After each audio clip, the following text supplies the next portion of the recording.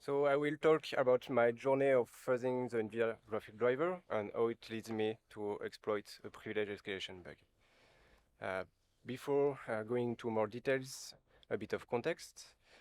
So in my daily work, I may have to audit kernel drivers where fuzzing could be interesting. But usually this is something a bit complex to set up in a short-term mission. So I was quite curious when in 2021 two fuzzers were released, WTF developed by Axel Souchet and Rewind by Dynamet. So I tried both of them on my early time to test if they were intuitive enough to be used in the mission and just to get familiar with them. I began my research by looking for different targets, and but most of them required to spend a lot of time reversing before writing the harness, so I end up using the Nvidia driver. Why I choose this one? Simply because the entry point, at least one of the entry points, is quite simple, and even if we don't understand anything about the internals of the driver, we still can write an harness. And second point was the attack surface is quite huge. For instance, these pictures is a control flow graph of one of the handlers of the driver, and there is plenty of them like that. And also, the attack surface is well delimited. It's easier to gather the coverage on a big switch case than plenty of different functions a bit everywhere in the program. I'm not the first one attacking the driver. We can mention the work done by a researcher of the Project Zero, where he started to detail a bit the communication protocol used in the Nvidia driver, and he found several bugs in the driver. Basically, it appears that when researchers attack this driver, they usually found several bugs that reinforce my choice. So now, let's talk a bit about this fuzzer.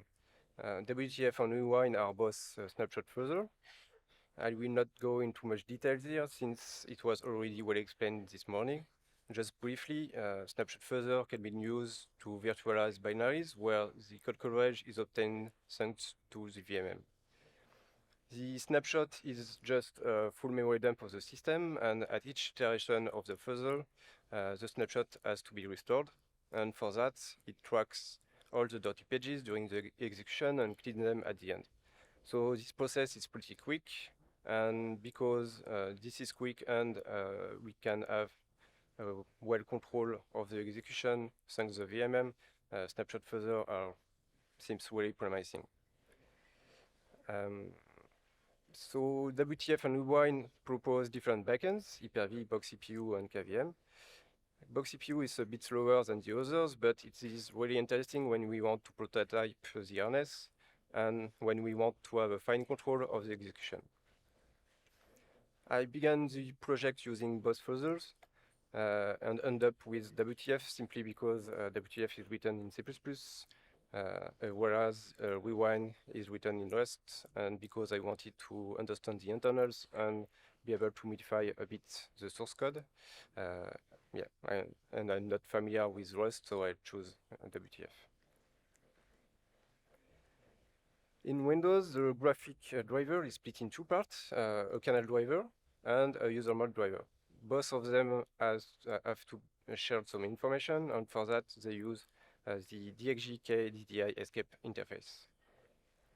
This function takes two parameters, first an handle to the graphic adapter and a structure to name DXJ escape. This structure contains a bunch of handles where, except the first one, all of them are optional. And this structure also contains a pointer to a buffer containing the message that has to be sent to the driver. Of course, the command is constructor dependent, and there is no documentation anywhere about the format of the command. At first, I created a small corpus by recording messages sent to the driver and tried to generate a bit of activities using benchmarking tools. But when I tried this corpus and gathered the code coverage, it turns out that barely 40% of the driver handlers were really covered. My guess is that it is complex to build a corpus with all the available messages, since some of them could depend on the graphic card use or just the parameters, and maybe some of them are not used anymore, even if the code in the kernel is still there. So in order to create a better corpus, I tried another strategy, that is create all the messages from scratch.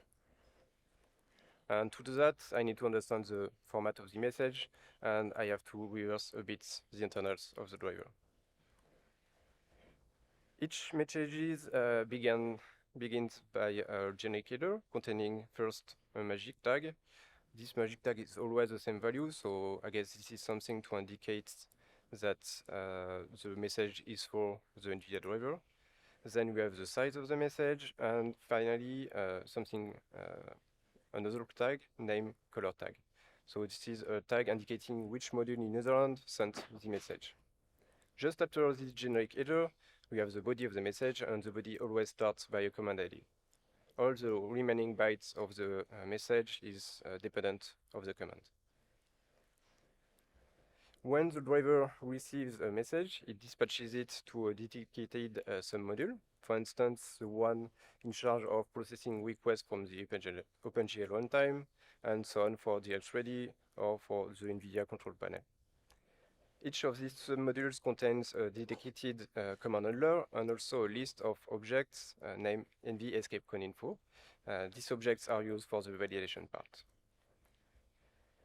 This object starts by, again, a command ID used to match the object with the incoming message, then the expected size of the message, a first flag indicating if the request has to be sent with administrator privileges, another flag indicating which handles are mandatory or not, and finally a pointer to a callback function used to specifically check the message.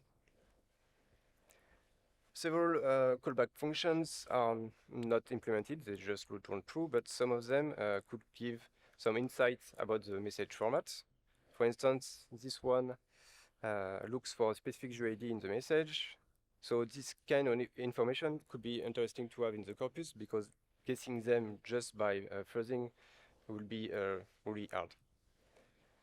But since there are hundreds of different callbacks, we can't extract this piece of information manually, so we have to script a bit. In order to generate the header of the message, it's quite simple. We have to parse all the env HEXACON2022 objects, and for that, I use just an IDA script. Regarding the body of the message, is a bit more challenging, because we have to emulate the callback functions, and for that I use Triton. So Triton is a tool developed by Jonathan Salwan, and it is a dynamic binary analysis library allowing to abstract a program and provide symbolic inputs. These inputs allow us to resolve some constraints at some point of the execution path. And in our case, we symbolize the flag value located in the escape structure, and as well the private data buffer containing the message. Each time we encounter a jump in the callback function, we try to negate the condition of the jump in order to take the other path and cover all the edges of the function. Each time we generate a new message, we put it in a queue in order to emulate it later. At the end of the emulation, we try to find a symbolic input, making the function return true. If we manage to do that, we save the message in the corpus, and if not, we discard it, and we emulate another one after,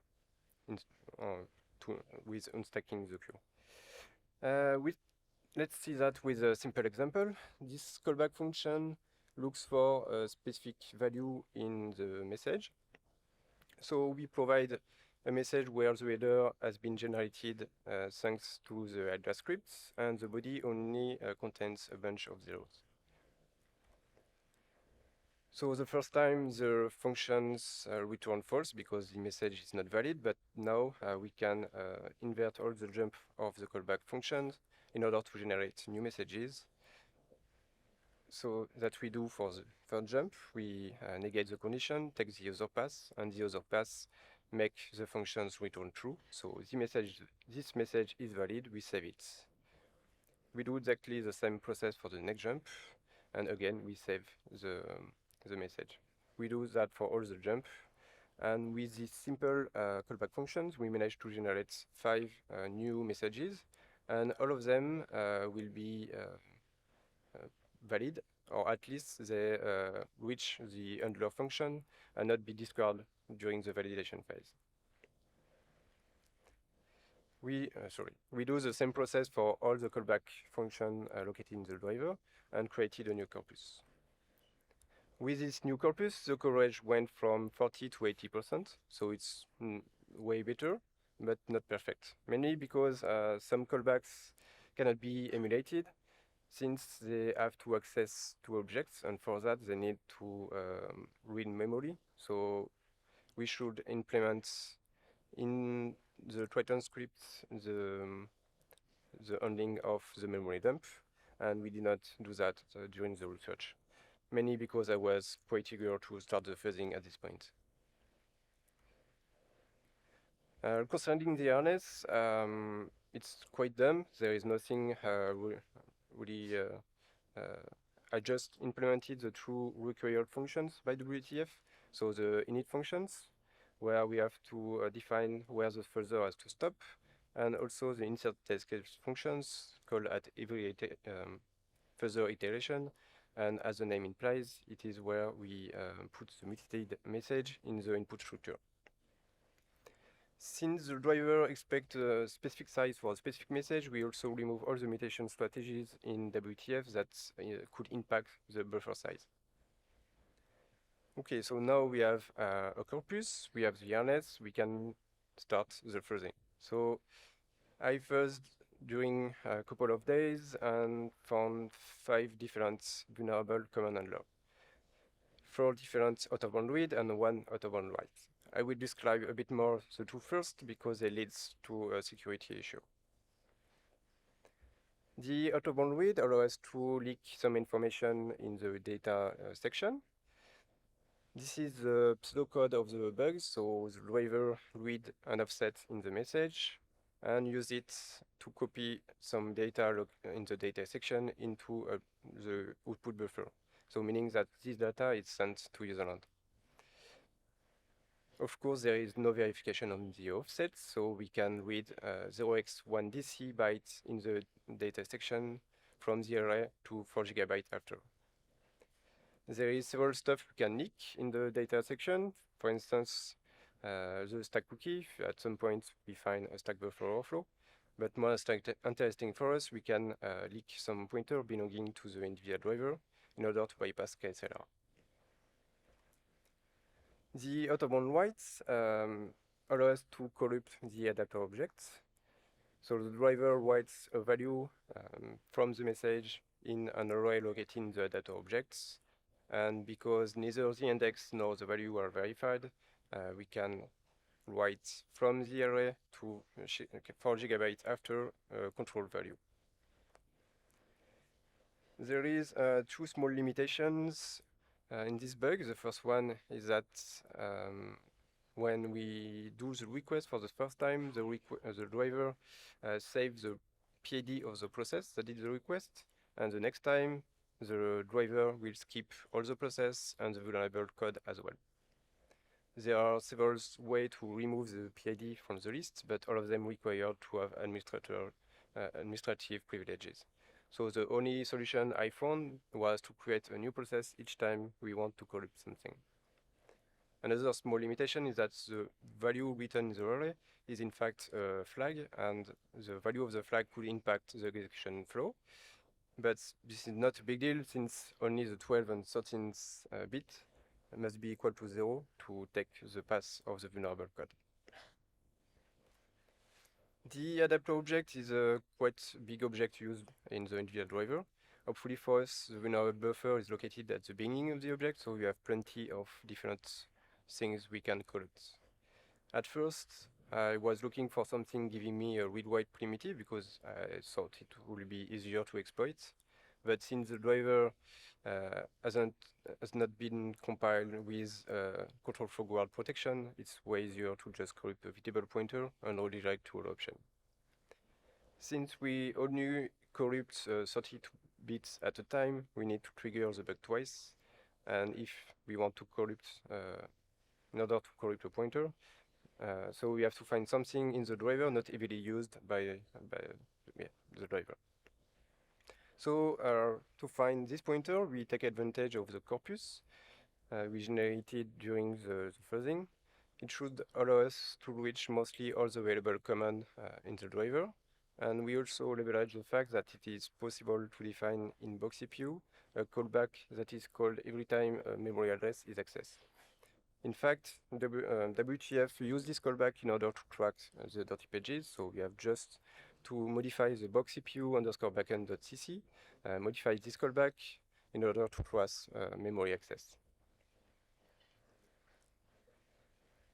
So to find our pointer, we look for a specific pattern in the trace that correspond to a pointer dereference. So 8 bytes read access in the data object memory followed by another read access of the value read just before. Of course, we have plenty of results, but we can filter them and remove all the entries happening several times and only keep the one that happened once.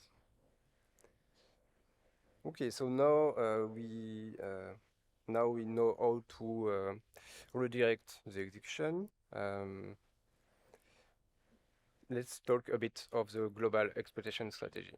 So SMAP forbidden us to directly execute code from userland to userland from the kernel, but hopefully for us, SMAP is not globally enabled on Windows, so we can read data located in userland from the kernel.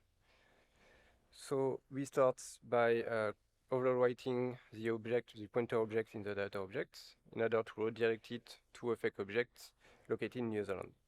This fake object starts by a fake VTable, and the fake VTable redirects to a stack pivot in the option.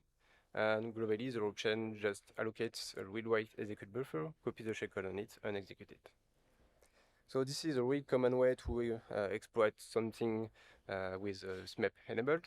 The only tricky thing is how we can restore the corrupted object. So this object is this following. So it's a quite small object. We didn't find somewhere in the driver where its pointer could be saved and leaked by us. So we have to reconstruct from scratch a new object in order to clean the corrupted pointer.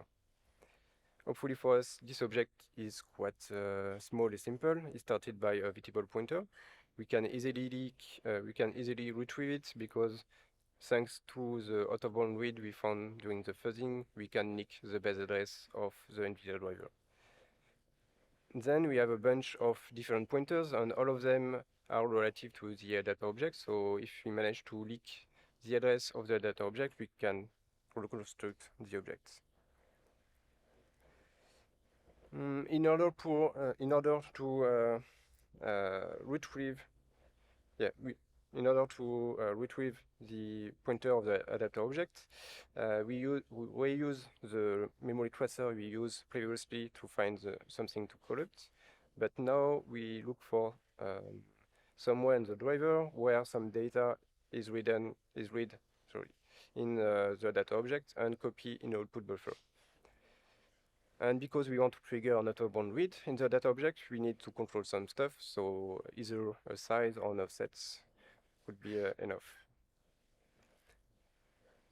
So we look for different patterns in the trace and different patterns that could match the constraints we explained just before, and we end up with this one. So first, a read in the data objects, followed by several read in the input buffer, and finally, some data read in the data object and copy to the output buffer.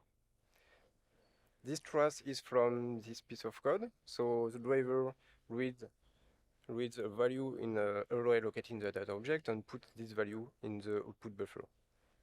If we want to corrupt the self-reference pointer, we have to control the index value.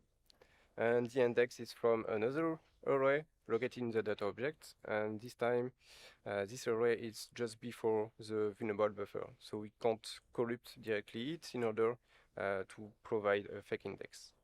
We have to provide escape buffer 30 value that will trigger a network bound read.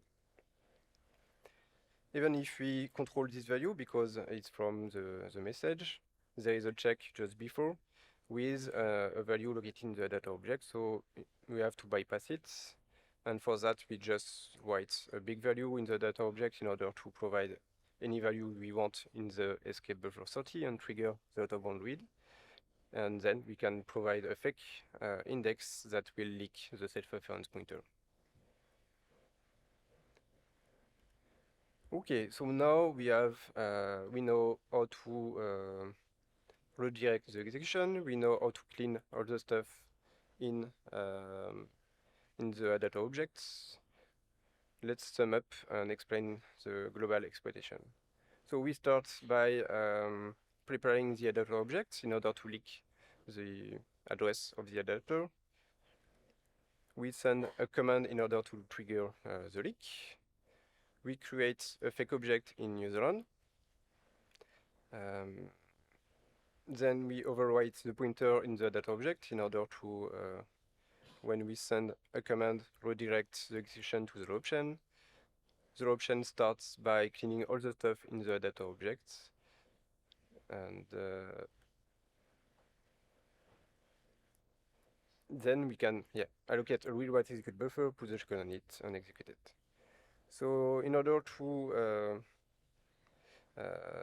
illustrate the exploitation, I did a small demo. So the exploitation has been done on a RTX 2070, I think, and on a up-to-date Windows. Yep. So I will mute the video. Yep. Okay, so this is basic privilege escalation. So I will execute a shellcode giving some elevated writes, and to create a bit of activities on the graphic card, I'm launching a video game behind. So the exploitation is pretty quick. So now the shellcode have been executed. So if all is all right, we have administrator privileges.